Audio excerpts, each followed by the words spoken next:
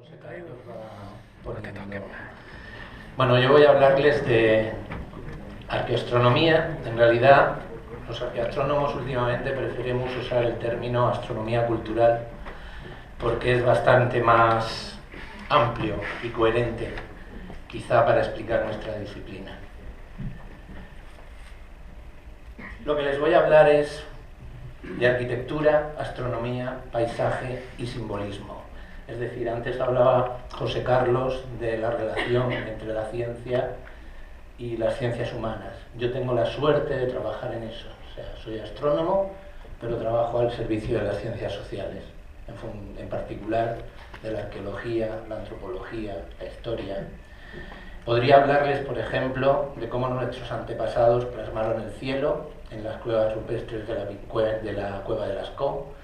Podría hablarles de cómo los antepasados de los gallegos plasmaron en el arte rupestre en su territorio calendarios en piedra, o incluso de la belleza del planisferio que está pintado en la bóveda del cielo de la Universidad de Salamanca. También podría hablarle de cómo los templos indios o los templos de Angkor en Camboya son un reflejo del cosmos, de la cultura, del cielo, tal como lo entendían las civilizaciones que los levantaron. Podría hablarles de calendarios en piedra, levantados por los mayas en el Yucatán, en particular, por ejemplo, de la pirámide de Kukulcán en Chichén Itzá. Podría hablarles de la isla de Pascua y de cómo los Rapa Nui miraron al cielo en una isla remota y perdida del Pacífico como garantes de su existencia, ¿no? Ellos llamaban a su isla Tepito o Tenúa, el ombligo del mundo. Podría hablarles de nuestros trabajos en las Islas Canarias y de cómo el Teide actúa como eje del mundo, conectando la tierra y el cielo para los habitantes del archipiélago. También podría hablarles, y le pondría los dientes largos a José Carlos, sobre su ciudad natal, Cartagena, que es una materialización en piedra erigida por los cartagineses y continuada por los romanos de la relación entre el cielo y la tierra, una relación entre el paisaje astronómico y el paisaje terrestre. Pero me voy a concentrar sobre todo en mi trabajo en Egipto, que es en el que llevo dedicando gran parte de mis esfuerzos en los últimos 10 años, a través de libros que hemos publicado sobre el tema. Por ejemplo, podría hablarles de Tebas, la actual Luxor, donde encontramos templos alineados astronómicamente de una belleza singular, como el templo de Amón en Karnak, orientado a la salida del sol en el solsticio de invierno, o como la ciudad de Ajetatón, el horizonte del disco solar, levantada por el faraón Ajenatón en una revolución social, religiosa y política que se produjo en el siglo XIII a.C., y en la cual, gracias a los jeroglíficos, sabemos que la propia ciudad, la localización de la ciudad, representa en piedra su propio nombre, ¿no? Ajet Atón significa el horizonte del cielo. Pues bien, el templo principal de la ciudad está orientado precisamente hacia ese horizonte donde se reproduce el signo jeroglífico que así lo denota. Esto no fue un descubrimiento de Akenatón, es anterior a él, bastante anterior a él. Las pirámides de Giza, por ejemplo, todo el mundo piensa que son impresionantes. ¿Por qué? Por su tamaño, por su singularidad. ¿Por qué? Para mí son mucho más espectaculares que todo eso, porque son un reflejo en piedra del pensamiento de los antiguos egipcios. Es muy posible que la Esfinge y las dos pirámides principales del conjunto de Giza sean una representación en piedra del nombre que el faraón Keops dio a su complejo piramidal, el horizonte de Jufu. Este hecho lo podemos corroborar porque durante el Reino Nuevo el conjunto fue conocido como, la Esfinge.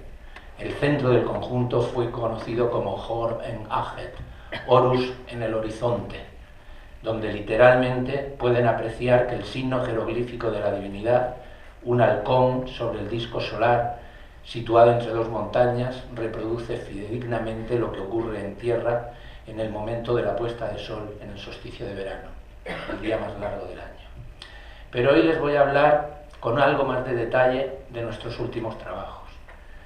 Uno del cual estamos en pleno desarrollo ahora mismo, o sea, ustedes son de los primeritos que lo conocen es un trabajo que estamos escribiendo ahora mismo, el artículo correspondiente, en el cual pues hemos tratado de plasmar las ideas sobre un faraón muy singular de la historia de Egipto, Snefru, padre de Keops, menos conocido que su hijo, pero mucho más singular, porque si Jufu construyó una, quizá dos pirámides, Snefru levantó 15, nada más y nada menos. Y en particular, en Dashur construyó dos que son muy importantes para la historia de la egiptología, o así creíamos todos que lo eran, porque siempre se había pensado que representaban la evolución en la construcción de las pirámides. Como una pirámide empieza con una pendiente determinada, tiene fallos estructurales y decide cambiarse la pendiente para terminarla de otra manera diferente. Y como esa pirámide al faraón no le gusta, porque no es una pirámide satisfactoria, decide construirse otra más grande y nuevita detrás. Así nos enseñan los libros de egiptología, así defendía yo en muchas discusiones cuando me preguntaban cómo las pirámides podían haber aparecido de la nada. Sin embargo, hoy en día la idea que tengo es absolutamente diferente. La pirámide acodada de Snefru no es un fallo técnico, está hecha así aposta. Ya veremos luego por qué. De hecho, incluye dos conjuntos de cámaras funerarias, es decir, todo en ella nos habla de dualidad. Hay una cámara funeraria orientada al norte, otra orientada al oeste. La que está orientada hacia el norte está orientada hacia la estrella polar de la época. El diseño de las pirámides es tal que se producen efectos de luces y sombras en momentos clave del ciclo anual del Sol, como los equinoccios y los solsticios, pero también en el momento en que se celebraba el Año Nuevo Egipcio en la época del propio Snefru. Son auténticas, antes hablabas de matemáticas, las pirámides tienen una clarísima organización matemática en su propia estructura, es decir, no siguen patrones aleatorios. Hay triángulos pitagóricos dibujados en ella. La segunda pirámide de Snefru, la que supuestamente construyó al final como lugar de su reposo eterno porque las anteriores que había construido no le gustaban, es un paradigma también en ese sentido, puesto que nuevamente también está orientado hacia la estrella polar de la época. Uno de los destinos favoritos del faraón en su vida después de la muerte era precisamente dirigirse hacia esas estrellas, a las que los egipcios conocían como las estrellas imperecederas. Y por tanto, visto esto, ¿qué ocurre con el conjunto de Dashur? Pues resulta que la pendiente superior de la pirámide acodada es exactamente igual que la pendiente de la pirámide roja, lo cual no deja de ser llamativo, si la primera es un fallo estructural. Pero es que el piramidón de la pirámide roja, es decir, el elemento que coronaba la pirámide, tiene exactamente la misma pendiente que la parte inferior de la pirámide acodada. O sea, pareciera como que arquitectónicamente son un único conjunto. Eso ha llevado a mi colega Giulio Magli, que trabaja en el Politécnico de Milán, a afirmar que son un único proyecto arquitectónico. Precisamente con Giulio estoy trabajando, estamos escribiendo ese artículo que les digo, en la cual mi aportación va a ser la parte astronómica. ¿Por qué? Porque, como les comentaba anteriormente, si una de las pendientes refleja al Sol en el solsticio de verano, la otra pendiente, la pendiente menor, la que se sitúa en la pirámide roja, refleja el día de Año Nuevo durante el reinado de Snefru.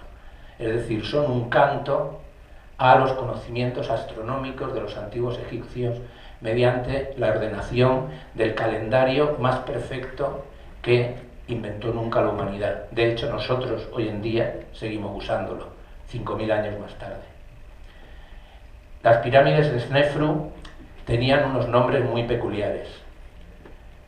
La roja se llamaba Ha-Snefru, que significa, debido a la típica ambivalencia de la lectura de los jeroglíficos egipcios, puede significar Snefru está surgiendo en el horizonte, o también puede significar Snefru es brillante, o incluso la pirámide brillante de Snefru. No sabemos exactamente cómo se podría traducir. El caso es que la pirámide del sur, la pirámide acodada, tiene exactamente el mismo nombre, pero con un adjetivo al final. Esa especie de flor de papiro que ven al fondo significa sur, y por tanto es Ha Snefru Resit, es decir, Snefru es brillante o Snefru surge hacia el sur.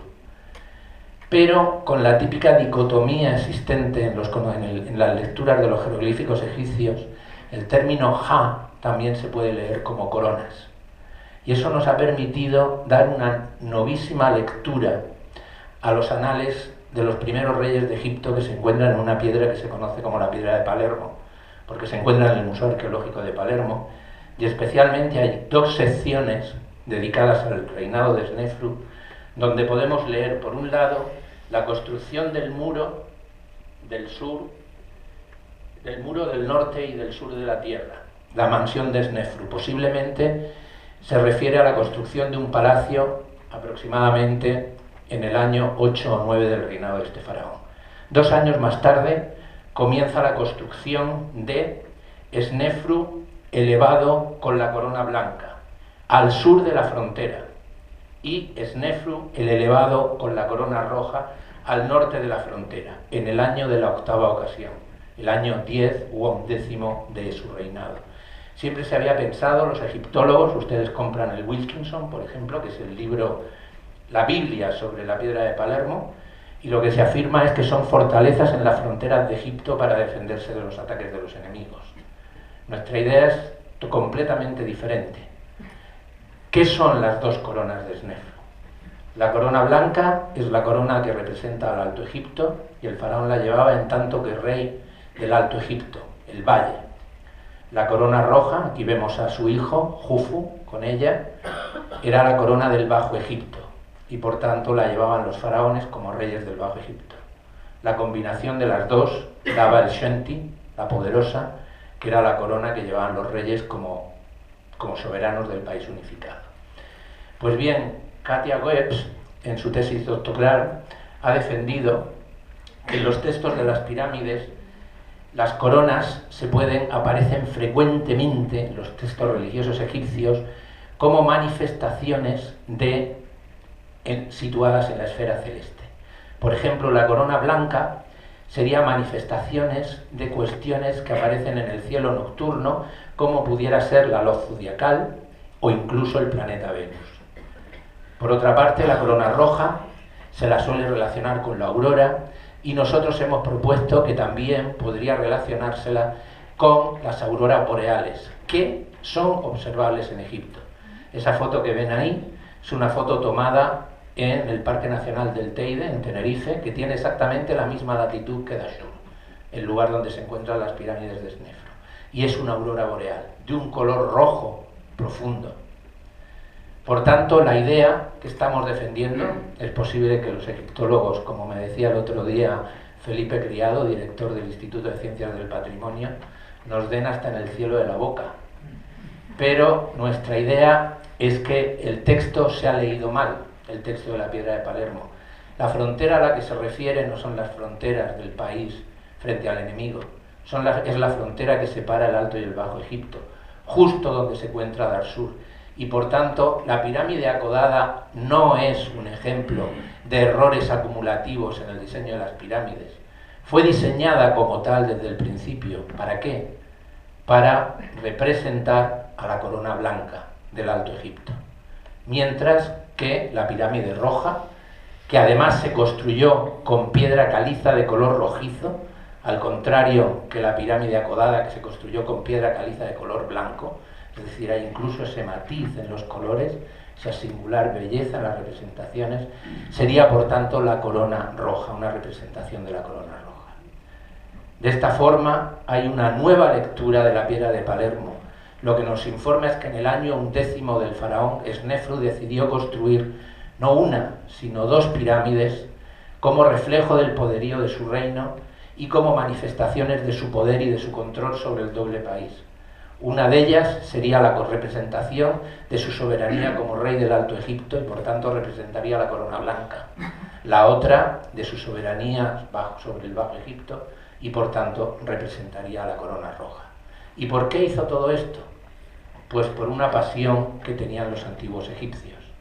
Bueno, aquí les digo que, por tanto, el proyecto no es único desde el punto de vista arquitectónico, sino también simbólico. ¿Y por qué hizo esto? Por un motivo muy simple. Los egipcios estaban absolutamente obsesionados por imprimir en su territorio el orden cósmico. Eso es todo. Muchísimas gracias.